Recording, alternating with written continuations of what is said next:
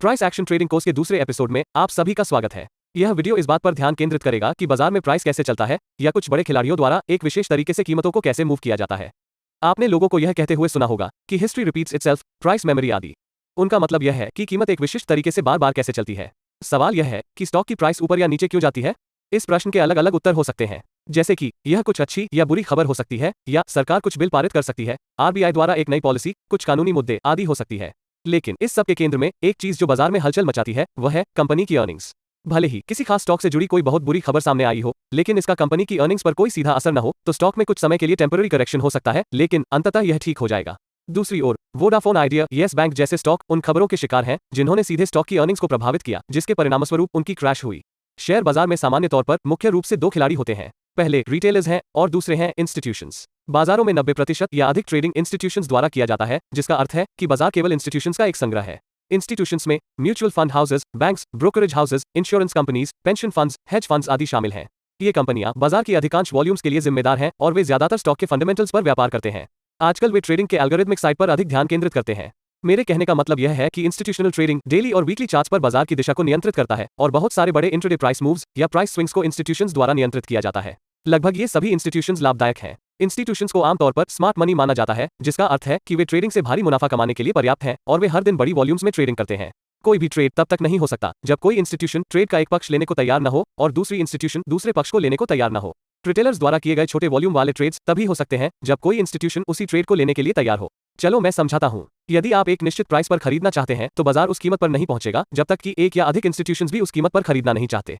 इसी तरह आप किसी भी कीमत पर तब तक नहीं बेच सकते जब तक कि एक या अधिक इंस्टीट्यूशंस वहां बेचने को तैयार न हो, क्योंकि बाजार केवल उस प्राइस पर जाएगा जहां इंस्टीट्यूशंस खरीदने को तैयार हैं और अन्य इंस्टीट्यूशंस बेचने को तैयार हैं। अधिकांश व्यक्तिगत ट्रेडर्स या रिटेलर्स के पास बाजार को मूव करने की कोई क्षमता नहीं है। बाजार केवल एक विशेष प्राइस लेवल तक पहुंचेगा जब एक या एक से अधिक इंस्टीट्यूशंस का मानना है कि वहां बेचने के लिए फाइनेंशियल रूप से लाभदायक है और अन्य इंस्टीट्यूशंस का मानना है कि उस स्तर पर खरीदना लाभदायक है। बिल्कुल सीधी बात है, बाजार में हर टिक पर इंस्टीट्यूशंस खरीद रही हैं और दूसरी इंस्टीट्यूशंस बेच रही हैं, और उन सभी के पास मजबूत सिस्टम्स हैं जो उन ट्रेडों को एग्जीक्यूट करके पैसा कमाएंगी। मुख्य बात जो मैं बताना चाहता हूं वह यह है कि आपको हमेशा अधिकांश इंस्टीट्यूशंस की दिशा में ट्रेड करना चाहिए, या जैसा कि पेशेवर कहते हैं, इंस्टीट्यूशंस के फुटप्रिंट्स को ट्रैक करें, क्योंकि वे नियंत्रित करते हैं कि बाजार कहां जा रहा है, या बस इंस्टीट्यूशंस ही बाजार को चलाते हैं। अब एक मामले पर नजर डालते हैं। आपको एक नई ट्रेडिंग स्ट्रैटेजी मिली जो शुरुआत में पैसा बनाती है, लेकिन थोड़ी देर बाद काम करना बंद कर देती है। हम में से कई लोग इस स्थिति से गुजरे होंगे। इस मामले का कारण बहुत सरल है। बाजार हमेशा बदलते रहते हैं। यह कभी स्थिर नहीं होता, बल्कि मार्केट्स हमेशा एक चरण से दूसरे चरण में शिफ्ट होता रहता है। इसका सीधा सा मतलब है कि यदि आप आज एक ट्रेंड ट्रेडिंग स्ट्रैटेजी का उपयोग कर रहे हैं और आप ऐसा करना जारी रखते हैं तो किसी पॉइंट पर आप रेंज मार्केट में पैसा खो देंगे। इसी तरह यदि आप एक रेंज ट्रेडिंग स्ट्रैटेजी का उपयोग कर रहे हैं और आप कुछ समय के लिए ऐसा करना जारी रखते हैं तो किसी पॉइंट पर आप ट्रेंडिंग मार्केट में पैसा खो देंगे। ट्रेडिंग सिस्टम्स की लाभप्रदता साइकिल्स में बदलती प्रतीत होती है। ऐसे समय होते हैं जब ट्रेंड फॉलोइंग सिस्टम्स अत्यधिक सफल और लाभदायक होती हैं।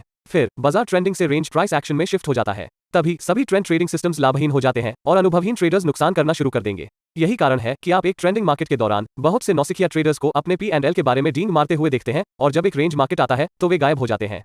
कुल मिलाकर बाजार 3 चरणों में चलता है। पहला अप ट्रेंड या एडवांसिंग फेज है, दूसरा डाउन ट्रेंड या डिक्लाइनिंग फेज है, तीसरा कंसोलिडेशन फेज है। कंसोलिडेशन फेज को आगे 2 भागों में वर्गीकृत किया गया है, एक्यूमुलेशन फेज और डिस्ट्रीब्यूशन फेज। आइए देखें कि बाजार एक चरण से दूसरे चरण में कैसे बदलता है। हम एक्यूमुलेशन फेज के साथ शुरू करेंगे। एक्यूमुलेशन फेज तब होता है जब बड़े इंस्टीट्यूशंस किसी विशेष स्टॉक को खरीदना शुरू करते हैं। ये इंस्टीट्यूशंस भारी मात्रा में धन का सौदा करती हैं, इसलिए उनके ऑर्डर साइज या ऑर्डर क्वांटिटी बहुत बड़ा होने का अनुमान है। जरा सोचिए, अगर वे इतनी बड़ी मात्रा में एक ही ऑर्डर में खरीद लें तो क्या होगा।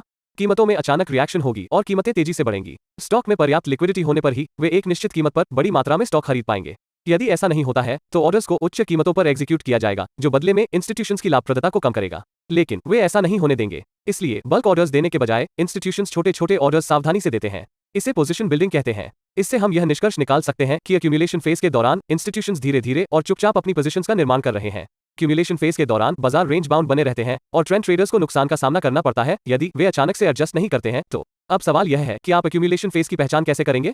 आमतौर पर एक्यूमुलेशन फेज कीमत गिरने के बाद होता है, या बस यह डाउन ट्रेंड के बाद होता है। एक्यूमुलेशन फेज को ऐसे क्षेत्र के रूप में भी देखा जा सकता है जहां वॉलेटिलिटी कम है या बुल्स और बेयर्स के बीच इंटरेस्ट की कमी है।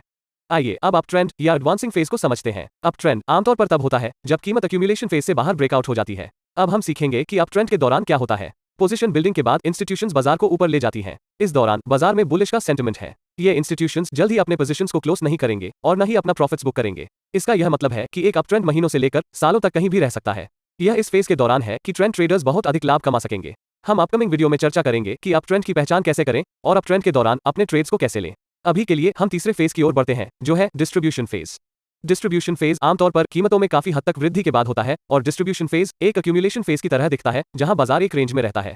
अब हम सीखेंगे कि डिस्ट्रीब्यूशन फेज में क्या होता है। इंस्टीट्यूशंस अपने इनिशियल इन्वेस्टमेंट्स पर लाभ का एक अच्छा हिस्सा बनाने के बाद अपनी पोजीशन को स्क्वायर ऑफ या बेचना या डिस्ट्रीब्यूट करना शुरू कर देते हैं। क्यूमुलेशन फेज के समान ही इंस्टीट्यूशंस शेयरों को गुप्त रूप से और धीरे धीरे बेचते हैं ताकि कीमत तुरंत न गिरे, जिससे घबराहट की स्थिति पैदा हो। वे अपने पोजीशंस को चुनी हुई कीमतों पर बेचना चाहते हैं। यही कारण है कि डिस्ट्रीब्यूशन फेज भी रेंज बाउंड है। डिस्ट्रीब्यूशन फेज के दौरान ट्रेंड ट्रेडर्स को नुकसान का सामना करना पड़ेगा यदि वे अपनी स्ट्रैटेजी को तुरंत एडजस्ट नहीं करते हैं तो। डिस्ट्रीब्यूशन फेज में कीमतों में आसन गिरावट की घबराहट के कारण वॉलेटिलिटी अधिक हो जाती है। बाजार का अंतिम फेज डाउन ट्रेंड या डिक्लाइनिंग फेज है। डिक्लाइनिंग फेज तब होता है जब कीमत डिस्ट्रीब्यूशन फेज से नीचे टूट जाती है। इस फेज के दौरान सेलिंग प्रेशर अधिक होता है और बाजार का सेंटिमेंट बेयरिश में बदल जाएगी। अधिकांश ट्रेडर्स अपने नुकसान को कम करने की कोशिश करते हैं और जो नहीं करते हैं वे इस उम्मीद में लॉन्ग टर्म के निवेशक बने रहते हैं कि कीमतें वापस आ जाएंगी। बाजारों में घबराहट और भय के कारण वॉलेटिलिटी बहुत अधिक हो जाती है। तो यह ट्रेंड ट्रेडर्स के लिए एक अच्छा समय है जो अच्छा लाभ कमाने के लिए बाजार को शॉर्ट कर सकते हैं। चार्ट में सभी फेजेस इस तरह दिखते हैं और यह ध्यान रखना है कि ये सब फेजेस बार बार साइकिल्स के रूप में प्रकट होते रहते हैं और यदि आप उन्हें जल्दी खोज सकते हैं तो आपके पास बाजार के ऊपर एक एज है और अंत में आप एक उपयुक्त स्ट्रैटेजी का उपयोग कर सकते हैं जो उस स्थिति में काम करती है। हम आने वाले वीडियोस में विभिन्न ट्रेंड ट्रेडिंग और रेंज ट्रेडिंग स्ट्रैटेजीज के बारे में विस्तार से बात करेंगे। हम यह भी समझेंगे कि बाजार की बदलती परिस्थितियों के अनुसार अपनी ट्रेडिंग स्ट्रैटेजी कैसे तैयार करें। मैं इस वीडियो को यह कहकर समाप्त करना चाहता हूं कि कभी कभी फ्लेक्सिबल होना हमेशा अच्छी बात है, क्योंकि बाजार हमेशा फ्लेक्सिबल होता है। मैं आप लोगों से अगले वीडियो में मिलूंगा, तब तक के लिए गुड बाय।